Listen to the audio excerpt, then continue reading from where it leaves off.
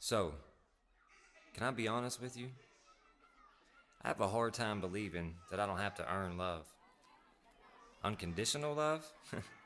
It's a beautiful idea, but I don't see it often. I see people fighting for equality, tolerance, and the same people canceling anyone who disagrees. Like those people aren't human? Where do I fit into this? Do I have to be a part of the fight? Do I have to have an opinion about everything? When I was a child, I was asked, what do you want to be?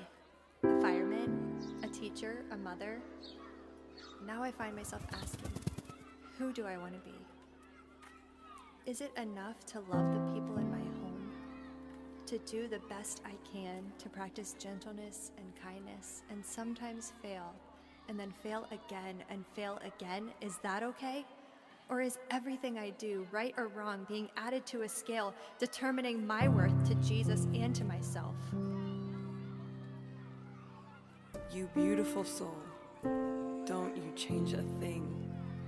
You didn't walk into this messy world. This world was made with you in mind, with plans of how you could love and defy and champion and press on with purpose. You were born with a destiny worth dying for. A child of the Father, so in love with you that he would rather die than watch you suffer. And he did. He tagged in so you could sub out. A life for a life. No questions, no contingencies. He threw out logic and reason by deciding that his life was worth sacrificing to cover your brokenness. Once and for all, he paid the price. He allowed what was sacred to become desecrated.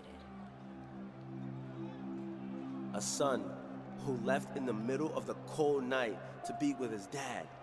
So stressed out, he started bleeding from his sweat glands. Abandoned and denied by the people who he called brothers. His mom had to watch her son, who she birthed, get beaten for 3 hours. Then he had to wear a crown of thorns up to 2 inches long enough to pierce the skull. 300 puncture wounds, lashes worth up to 2,000 stitches on his back. Naked, while carrying his own execution. Did you know he had to pull himself, rubbing his exposed, wounded back, filled with splinters and nails so he can just breathe for 6 hours? This was the cost of freedom from the penalty of sin. This was the cost of wholeness, holiness. How could a fragile, flesh-covered human endure that kind of torture?